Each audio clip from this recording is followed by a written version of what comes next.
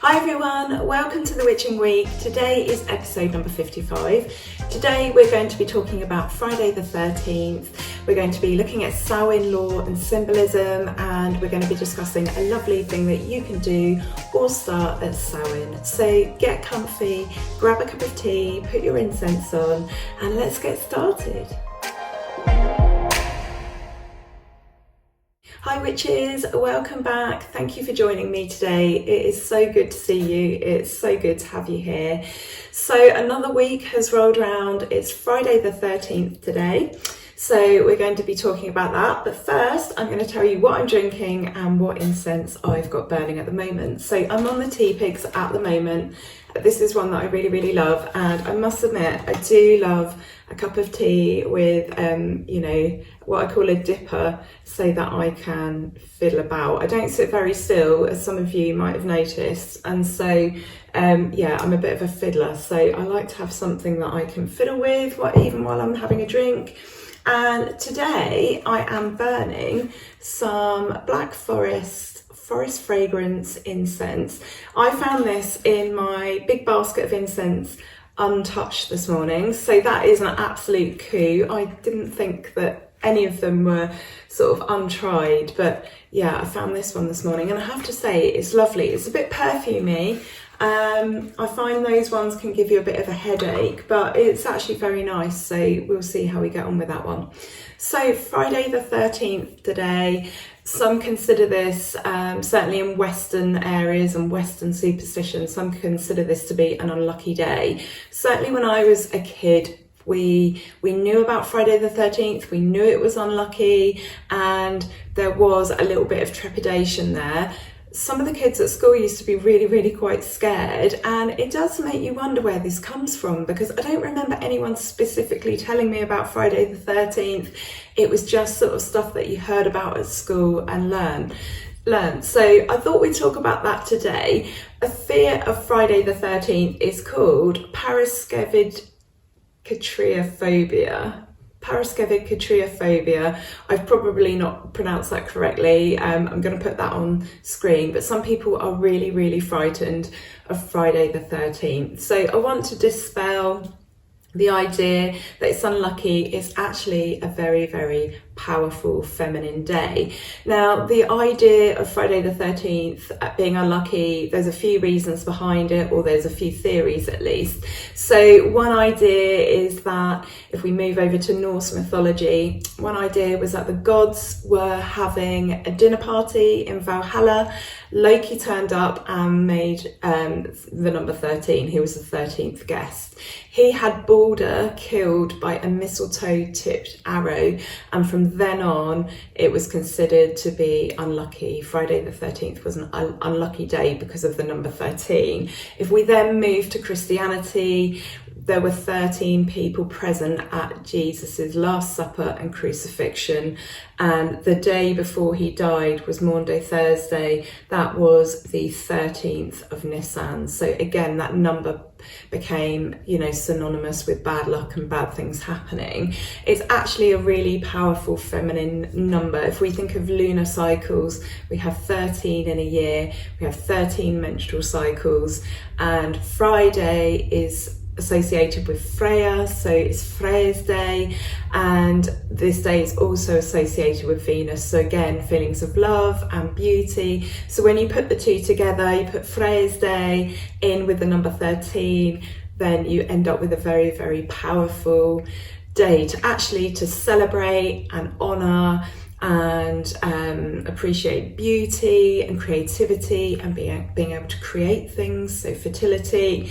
So women and people in pagan communities and perhaps some New Age people, they consider this to be an auspicious day, quite the opposite of an unlucky day. So let's give it up for Friday the 13th. I'm going to celebrate today. It's a lovely day. It's wet, it's windy, it's kind of warm, and I'm just going to revel in the fact that it is a day of the goddess. So I hope you really have a good day today.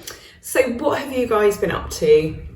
What have you been up to in the last week? We're in that sort of like weird in-between moment between the autumn equinox and Samhain. Everyone's waiting for Samhain, aren't they? I know a lot of people are getting very, very excited. It seems to be probably, I think, the most loved pagan festival. What do you think? Obviously it's up there with Beltane, isn't it? But a lot of people get excited for Samhain. There's lots of fun things on, either for Halloween or on Samhain or around. Of course, we have like bonfire night on the 5th of November. So there's lots of little events. If you live somewhere like Glastonbury, for example, there's a lot going on. There's the zombie walk.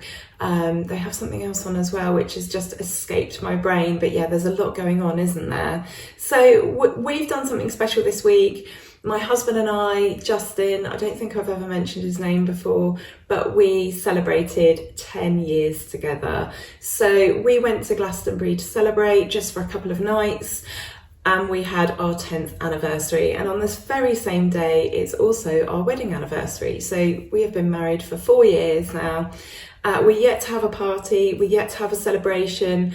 We were a bit sneaky, we just did it, just the two of us with a couple of witnesses, just because I wanted to take the pressure off. We wanted to sort some things out financially as well. And I'm really glad that we did this, because a few months later the pandemic happened. So, or was it a few months later? No, maybe a year. I'm just losing track so badly. But anyway, we've been married 4 years. So we went to Glastonbury. We had an absolutely amazing time. We didn't want to come home. We made it up the tour, which in hindsight was probably actually really stupid of me to do that. I've been feeling a lot better. I've managed to eradicate quite a bit of stress from my life. My heart has settled down somewhat, but exercise is causing me issues, and it's a bit naive really to think that I could have walked up the tour. So you can park, there's two entrances. There's one that's kind of a bit more gradual, and then on the other side there is a disabled car parking space, but you still have to get up the tour. And it's difficult anyway with my sort of wobbly old legs, but my heart is the issue. And I took it really, really slowly, and my heart was working so hard that I couldn't feel my legs at one point. I managed to get up there, but in hindsight it was probably a stupid thing to do at the moment without getting sorted. But it was worth it, and I did think that, you know, if I didn't make it, at least, you know, I would die somewhere I really, really liked. So it was well worth it, and it was absolutely beautiful up there. There were people drumming and singing. It did wipe me out for the next 2 days, so I really struggled on Tuesday, and then on Wednesday I just simply couldn't really keep my eyes open. I think because my heart had been given such a workout, and it's the most I've moved in quite a few months. So, but it was absolutely fantastic. I got something for my husband. I didn't get this in Glastonbury, but I just wanted to show you before I forget. I bought something from a company called The Night Sky, and it shows the night on a particular date and time. So I got this for us and gave that to my husband, and it's got our names, it's got where we met, the date and the time, and it shows the moon phase that, you know, that was happening the night that we met. So, and you know, we remember the night that we met because it was really dark and starry and clear and beautiful. It was the most beautiful, beautiful night. So yeah, I wanted to show you guys that. I did of course get loads of goodies from Glastonbury, as is sort of becoming a bit of a tradition now. Justin gave me some money for our anniversary as a present so that I could spend some money in Glastonbury. So I will show you what I bought in another video. This week we've got my daughter's birthday coming up. If you're watching Tabitha, happy birthday. She's going to be 16 this week, so a big one coming up. And yeah, her name's Tabitha. I don't know if many of you have watched the American sitcom Bewitched. One of my favourites, and I was watching a lot on my maternity leave, and I just thought it was a lovely name. And my husband, her dad, my husband at the time, not my second husband, he wasn't very keen on a lot of the other names that I'd come up with. I really liked things like Myrtle and Willow, really sort of like witchy botanical names. But after the absolute ordeal of being in labour from it was from Sunday night till Thursday, I was induced, I got to choose her name. So I called her Tabitha. So if you are watching, Tabitha, I love you loads. Happy birthday. Can't believe that you are 16. It's absolutely crazy. I am starting to feel my age with all these massive anniversaries. So what have you guys been up to? What have you been doing this week? How are your plans for Samhain coming along? I thought we'd talk today a little bit about Samhain lore and symbolism. So during this time, we very much see the goddess in the crone aspect, that part of the triple goddess. So we look at her as a grandmother, an elderly lady, a wise one, a hag, you could call her. For me, I think of her with beautiful silver hair, a wrinkled face and a smile. Even though she's associated with, you know, the themes of death and ultimately regeneration, I don't think of her as being a scary, you know, person. I know that sometimes she's portrayed as that, but she's not. She's wise, she has wisdom, she's loving, she just has, you know, a life's worth of experience.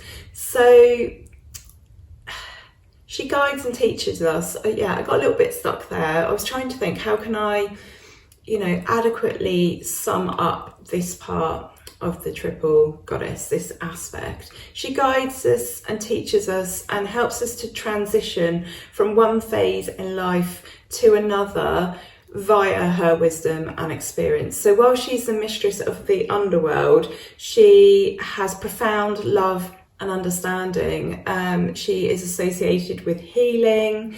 It's just like wisdom through experience, really. I think of the Hermit tarot card when I think of, you know, the goddess in this form.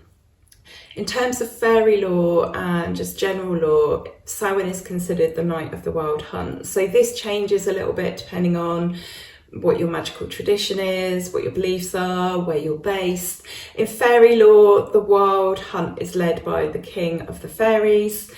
It is a noisy and chaotic night, and the fairies come out of their mounds in the countryside and they rampage through towns and villages, and they basically abduct mortal souls. So anyone who's kind of out and is unwary, and again, a similar thing, if you believe that the horned god leaves the wild hunt, he rides out with his hounds and he gathers in any sort of unsuspecting souls. And this starts at Samhain and the wild hunt continues until Ostara. And then other people believe that the goddess, and this is all mythology obviously, but you know, it's how you choose to view this mythology.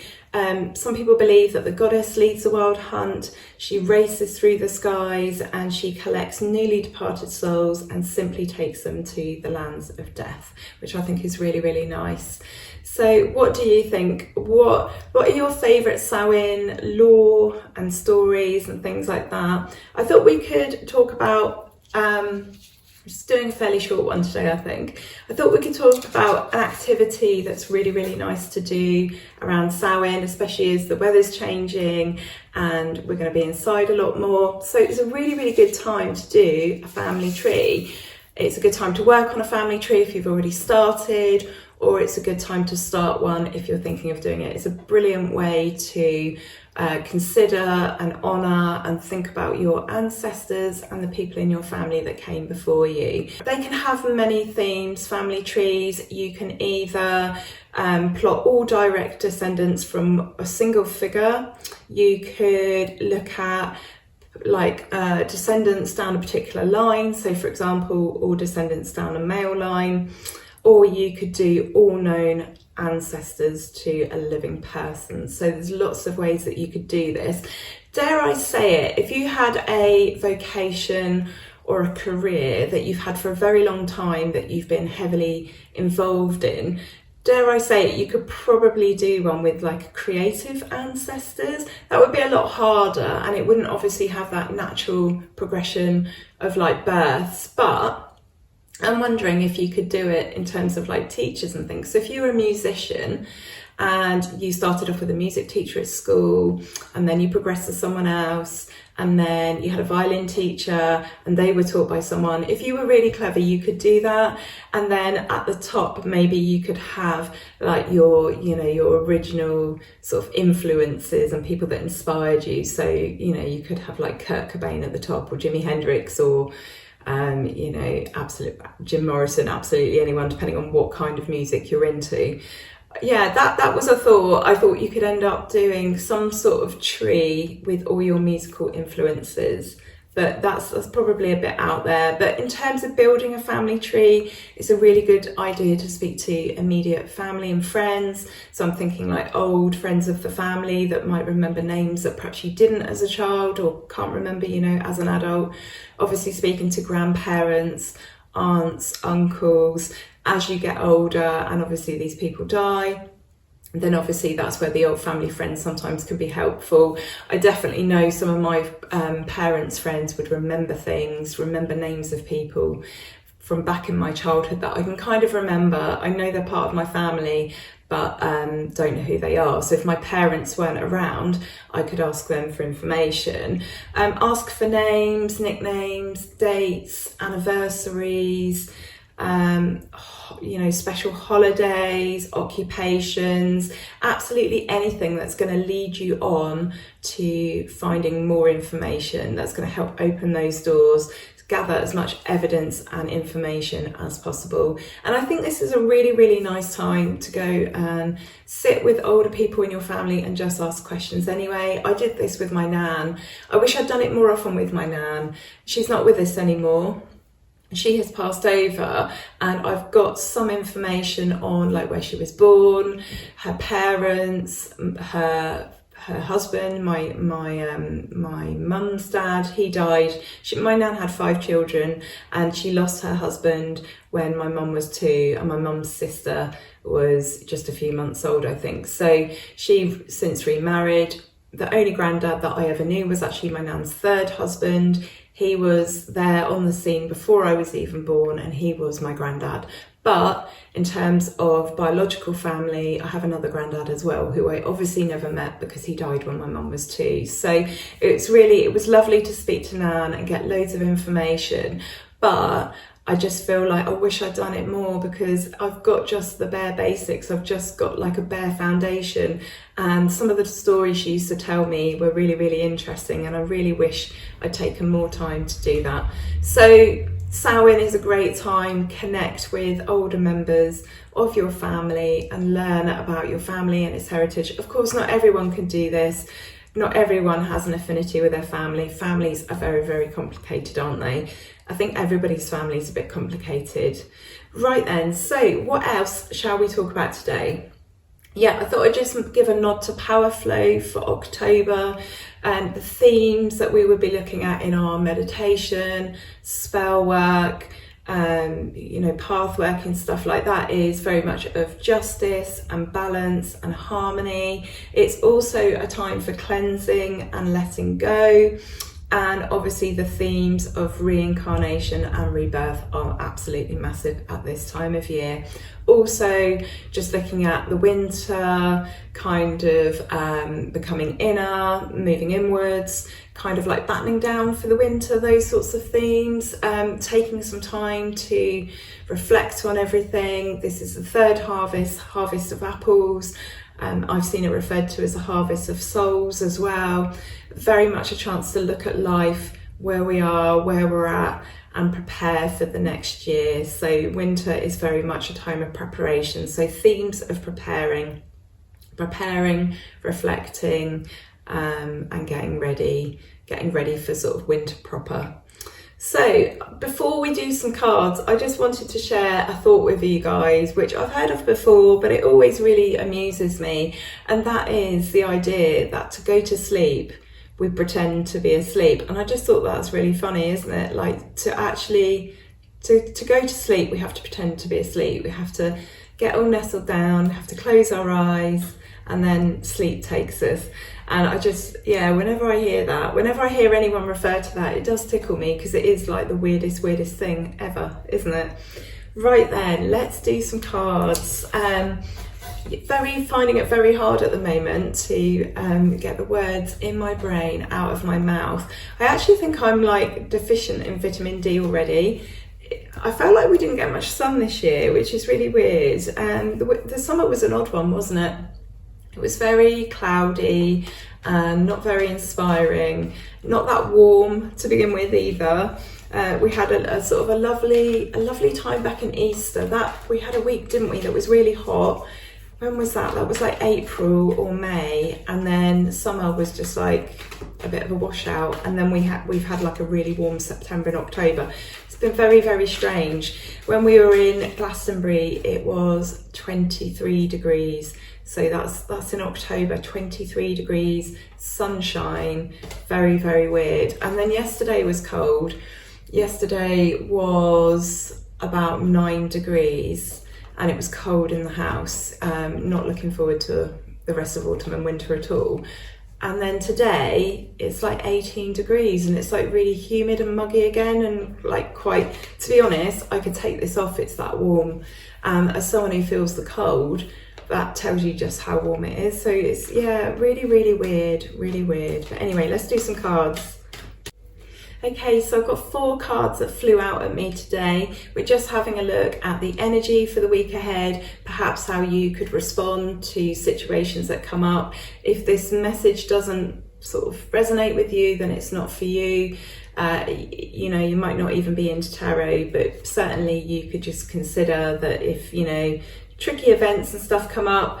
I'm saying tricky because I feel like this is a, you know, proper advice for that. But anyway, this is how you could look at things and how you can handle them. So we have got the 10 of Wands, we've got the 7 of Swords, we've got the 4 of Pentacles, and then we have got the High Priestess. So I'm feeling very, very much like this is advice rather than perhaps a situation that might come up in itself.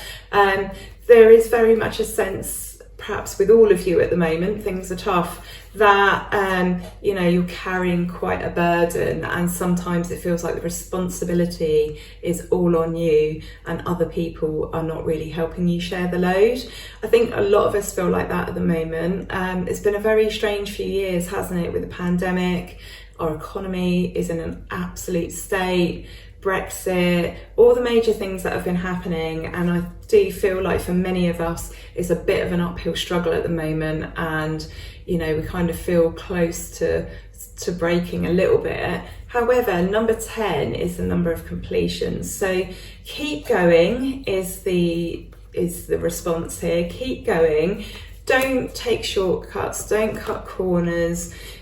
Don't do anything really that undermines all the hard work that you've already done. You know, it can be quite tempting, can't it, when you're nearly there and you've worked really hard at something and you're really, really tired. It can be really, really tempting to just at the last minute not give it the full energy and attention that you have been doing so, and then cut corners. And I think it's a real sad way to finish something. So the advice is, don't do that. Take a balanced and, you know, sort of harmonized approach to things, to this situation. You know, everything will level out, especially if you just keep plowing on, you just keep giving it the energy and attention that you have been. And also step into your intuition as well. Step into your intuition, unite your heart and your head.